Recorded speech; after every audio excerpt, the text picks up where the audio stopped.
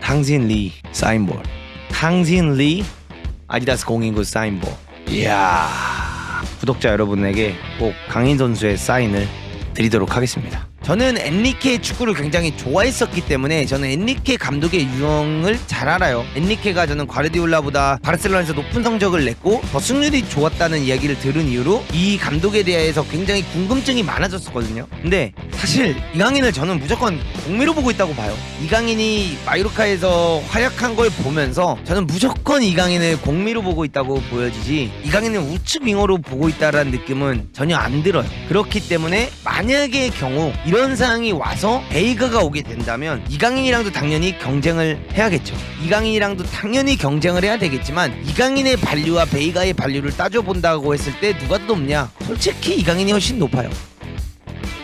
일단 여러분들 이 베이가 선수가 영입이 되는 거에 대해서 왈가왈부가 또 많더라고요. 근데 요즘 프리미어리그 경기라든가 뭐 라리가 경기라든가 세리아 경기라든가 분데스리가 경기들이 없기 때문에 어떻게 보면 사실 유튜버로서 딱히 할 만한 컨텐츠들이 없어요. 우리나라 선수들이 이적을 가게 될 팀들 혹은 우리나라 선수들이 뛸 만한 팀들에 대해서 나오는 이야기들에 대한 이슈에 대해서 얘기하는 거 말고는 사실상 지금 딱히 할 수 있는 컨텐츠가 없어요. 그쵸? 그러다 보니까 요런 것들을 제가 계속해서 이제 이야기를 하고 올리는 거에 대해서 야, 이 문도구치에 이강인 컨텐츠만 몇 개 올리는 거야 라고 하실 수도 있겠지만 이거밖에 할 게 없어요. 이해해 주세요.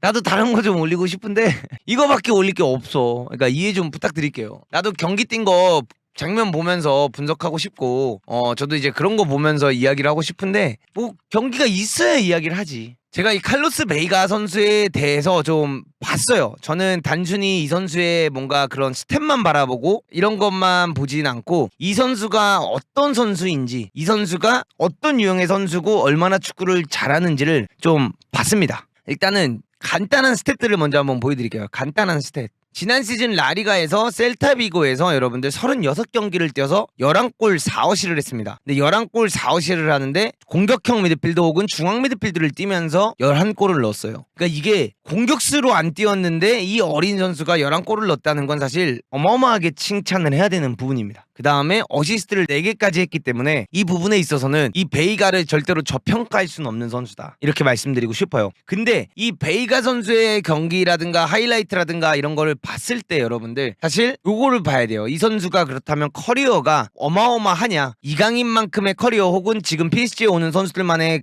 그만큼의 그런 좋은 커리어가 있냐라는 걸 봤을 때는 그렇진 않습니다. 왜 그렇지 않냐면 요걸 보면 알 수 있죠. 이 선수의 커리어가 셀타비고 B와 셀타비고 A가 다예요. 셀타비고에서도 55경기를 뛰었어요. 이것도 대단한 거지만 셀타비고 B에서 뛰고 지금 막 이번 시즌 사실 터진 거라고 보시면 돼요. 작년 시즌에 셀타비고에서 뭐 이렇게 데뷔를 했을 때는 크게 활약을 했다거나 이런 건 없어요. 7경기 나와가지고 한 골 빵어시를 했으니까 101분밖에 안 뛰었고, 근데 이번 시즌에 완전 닭주전으로 나오면서 어마어마한 활약을 했던 거죠. 그렇기 때문에 이 선수의 커리어를 이강인 선수랑 비교를 하기에는 아직은 한참 이제 막 시작하는 단계의 선수다라고 보시면 될 것 같아요. 근데 이번 시즌 너무나도 멋진 활약을 했어요. 그거는 부정할 수가 없습니다. 이 선수가 장점이 뭐냐면 이 치고 나가는 게 미쳤어요. 이 미드필더들이 이런 유형이 많이 없어. 저는 이 가브리 베이가 같은 유형의 미드필더들이 많이 없다라고 생각을 해요. 그 뜻이 뭐냐면 공을 잡았을 때 약간 굉장히 다이렉트하고요, 굉장히 빠르고요, 공을 진짜 미친 듯이 밀고 나가면서 중거리 슈팅이 됐든 혹은 세컨 스트라이커처럼 뛰어들어가서 슈팅을 하든 이런 공격적인 역할을 굉장히 잘하는 선수다. 이걸 말씀드리고 싶어요. 흡사 옛날로 치자면 이 선수를 그러니까 누구랑 비교할 수 있을까? 영 스티븐 제라드. 어렸을 때 약간 이제 막 갓 데뷔해서 골 넣기 시작한 스티븐 제라드 보는 느낌? 진짜 빡세고 태클 깔고 막 치고 나가가지고 그냥 슈팅 난사 때리고 약간 스티븐 제라드 느낌이 나요. 어렸을 때 스티븐 제라드 하이라이트 보면 이 선수의 지금 하이라이트와 매우 흡사합니다. 혹은 미쳐 날뛰고 있는 공격적인 플레이만 가져가는 발베르데 느낌도 나요. 그냥 공격만 하는 발베르데라고 보시면 돼요. 그래서 그런 느낌도 어느 정도 나고, 이 선수의 이런 공격적인 디테일적인 부분을 보면 사실 미드필더가 아무리 공미를 뛰든 뭐 이런 미드필드로 뛰면서 공격적인 역할을 많이 했더라도 11골 넣기는 굉장히 어려워요. 근데 엄청나게 섬세하고 세밀한 느낌은 아니라는 거지. 막 라펠로피냐 막 이렇게 기가 막히게 이쁘게 돌면서 막 이런 이쁜 테크닉을 보여주는 유형이 아니라 거칠고 그냥 직진해버리는 유형의 선수라는 거죠. 그래서 이 베이가가 미드필더로 뛰는 선수예요. 이강인 선수랑 유형은 완전히 다른 유형이고요. 이 베이가 선수가 만약에 엔리케의 픽이다. 근데 엔리케가 뭡니까 여러분들? 베이가를 영입을 하는 거다라고 봤을 때 이게 이강인에게 어떤 영향을 미칠까? 이거에 대한 궁금증이 있잖아요. 근데 제가 한번 생각을 해봤어요, 여러분들. 그래서 어떤 생각을 해봤냐? 도대체 이 베이가를 왜 영입을 하는 걸까? 요 생각을 좀 해봤어요. 이강인이라는 선수를 영입을 했고 베르나르도 실바 링크가 나고 있는 상황에서 왜 영입을 하려고 하지? 라는 생각을 했을 때 제가 어제 올려드렸던 거는 여러분들, 예를 들어 아센시오를 폴스나인에 놓고 음바페를 왼쪽에 놓고 그 다음에 여기에 만약에 베르나르도 실바가 영입이 된다는 가정하에 베르나르도 실바를 여기다 놓고 네이마르랑 이강인이 이 자리에 들어가면서 베라티가 이 자리를 뛸 가능성도 충분히 있다라는 이야기를 여러분들한테 어제 해드렸어요. 그쵸? 요 라인업을 저는 사실 왠지 쓸 가능성이 꽤나 높다라고 생각을 했었거든요. 근데 여기서 이제 바라봐야 되는 게 누가 오냐면 베이가, 만약에 이제 베이가가 온다. 그 다음에 또 우가르테, 그 다음에 이 6인방에 대해서 말씀드리면 현재 누구누구가 있냐라고 치면은 체드 누드르, 얘도 근데 잘한다는데, 천 엔두르, 얘 이름 어떻게 말하는지 모르는데 얘도 되게 잘한다고 들었는데, 그 다음에 리카, 그 다음에 스키나르, 요렇게 현재 영입 가능성들이 있어요. 근데 이 차르 엔도르 이 선수는 냉정하게 말씀드릴게요. 베실바 왔고 아센시오 왔고 이강인 왔다는 가정하에 이 선수가 여기서 경쟁을 할 가능성은 저는 낮다고 봐요. 제 개인적인 생각에는. 그래서 이 선수를 빼고 뭐 리카랑 스키나르는 수비수니까 빼고, 그럼 결국 베이가랑 우가르테가 온단 말이지. 근데 나는 베이가가 오게 된다면 베이가가 여기에 뛰고 베실바가 안 왔다는 가정하에 뭐 이강인이 우측 윙어로 기용이 될 수 있다라는 생각도 할 수는 있어요. 근데 저는 엔리케의 축구를 굉장히 좋아했었기 때문에 저는 엔리케 감독의 유형을 잘 알아요. 엔리케가 저는 과르디올라보다 바르셀로나에서 높은 성적을 냈고 더 승률이 좋았다는 이야기를 들은 이후로 이 감독에 대해서 굉장히 궁금증이 많아졌었거든요. 근데 사실 이강인을 저는 무조건 공미로 보고 있다고 봐요. 이강인이 마요르카에서 활약한 걸 보면서 저는 무조건 이강인을 공미로 보고 있다고 보여지지 이강인을 우측 윙어로 보고 있다라는 느낌은 전혀 안 들어요. 그렇기 때문에 만약의 경우 이런 상황이 와서 베이가가 오게 된다면 이강인이랑도 당연히 경쟁을 해야겠죠. 이강인이랑도 당연히 경쟁을 해야 되겠지만 이강인의 발류와 베이가의 발류를 따져본다고 했을 때 누가 더 높냐? 솔직히 이강인이 훨씬 높아요. 한국인이어서가 아니라 이강인이 더 높아요. 그건 부정할 수가 없어요. 근데 그렇다면 베이가가 만만한 선수냐? 그건 아니야. 솔직히 잘해. 근데 우가르테가 그럼 못하냐? 아니야. 그럼 우가르테가 사실 여기 들어갈 가능성도 높아. 그럼 우가르테가 여기 들어가면 이제 이 자리인데, 이렇게 되면 베실바가 아직 없잖아. 베실바가 없다는 가정하에는 아센시오가 이 자리에 들어가고, 저는 이제 이러면 네이마르를 폴스나인으로 쓸 것 같아요. 네이마르 혹은 음바페를 폴스나인으로 쓸 가능성이 굉장히 높아진다고 저는 생각을 합니다. 그리고 요 자리에서 이강인이 뛰고 저는 요 자리에 베라티가 뛸 거라고 봐요. 그러면은 베이가를 도대체 왜 영입을 하냐? 당연히 좋은 자원이니까. 그럼 두 번째는 또 뭘까요? 뭐 베라티가 만약에 떠난다 하면은 이 자리에 베이가가 들어갈 수 있겠죠. 당연히 좋은 자원이니까가 첫 번째가 됩니다. 그럼 두 번째는 뭐가 될 수 있냐? 이강인이 9월에 12월에 아시안 게임, 아시안컵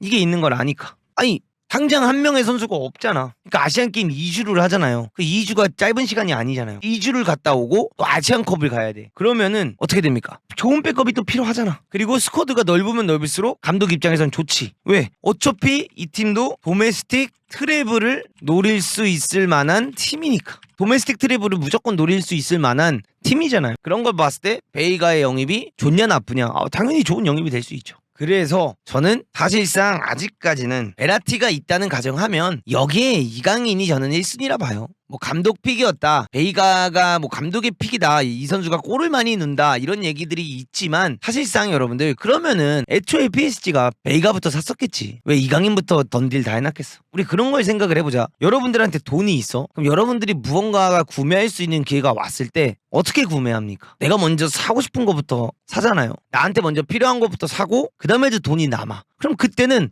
나 저 과자도 먹어볼까? 나 저것도 한번 먹어볼까?